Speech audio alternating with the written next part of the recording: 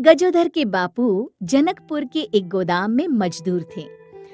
बापू की बड़ी इच्छा थी कि गजोधर भी अपने भाई भूपेंद्र की तरह पढ़ाई लिखाई करे, लेकिन गजोधर को पढ़ाई करने का रत्ती भर भी शौक नहीं था।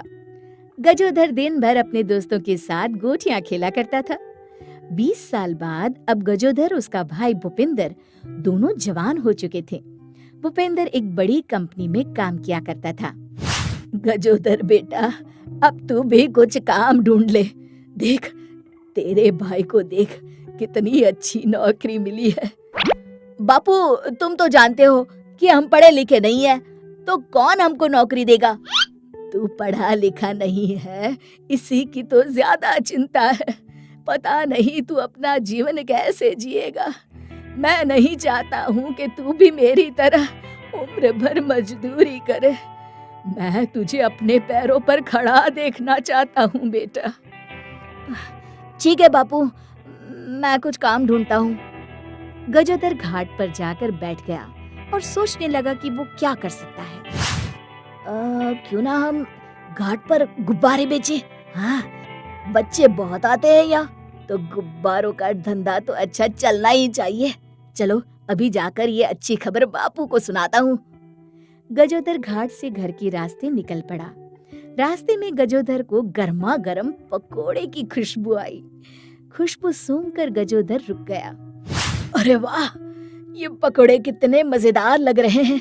मन तो कर रहा है इन्हें अभी खा लूं।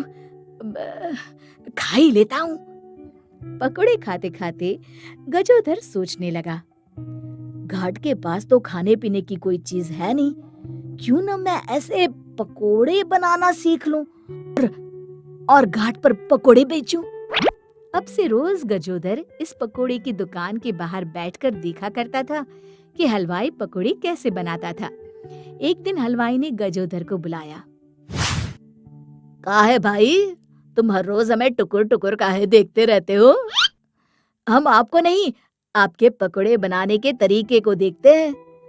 गजोधर ने सब कुछ सच सच हलवाई को बता दिया। हलवाई अच्छा था, उसने गजोधर को अच्छे पकोड़े बनाने का तरीका सिखाया और फिर अगले दिन से गजोधर ने घाट पर पकोड़े का एक ठेला लगाया। घाट पर अक्सर भीड़ बनी रहती थी, इसलिए गजोधर का व्यापार अच्छे से पनपने लगा। जल्द ही गजोधर ने अपनी सहायता के लिए एक नौकर रख लिया। अब गजोधर के बापू अपने बेटे को कमाता देख खुश थे, क्योंकि अब गजोधर अपने पढ़े लिखे भाई भूपेंद्र से भी ज्यादा कमाता था। पकोड़ों का व्यापार बहुत अच्छा चल रहा था, लेकिन गजोधर सोचने लगा कि वो अपने व्यापार को और कैसे बढ़ा सकता है। मैं और क्या अलग कर सकता हूँ?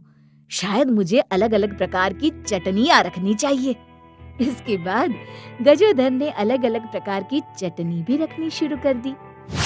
और फिर क्या था, ग्राहकों की तो भीड़ बढ़ती चली गई और गजोधर के पकोड़े अपनी विशेष चटनियों के लिए मशहूर हो गए। 1 साल बाद गजोधर ने शहर के बीचों बीच एक और पकोड़ों की दुकान खोली और इसके बाद गजोधर की और कई दुकानें खुलती गई। सारा शहर गजोधर के पकोड़ों का दीवाना बन गया था। गजोधर अब इतना बड़ा सेठ बन गया था, लेकिन वो अब भी अपनी घाट के पास की दुकान पर पकोड़े तला करता था। और कुछ ही सालों बाद गजोधर का ये पकोड़ों का व्यापार इतना बड़ा बन चुका था कि लोग दूर दूर से सिर्फ गजोधर के पकोड़े खाने आया करते थे। एक दिन एक रिपोर्टर ने गजोधर को उसकी सफलता का राज पूछा। जैसा कि आप जानते हैं, मैं ठहरा अनपढ़, करता भी तो क्या करता।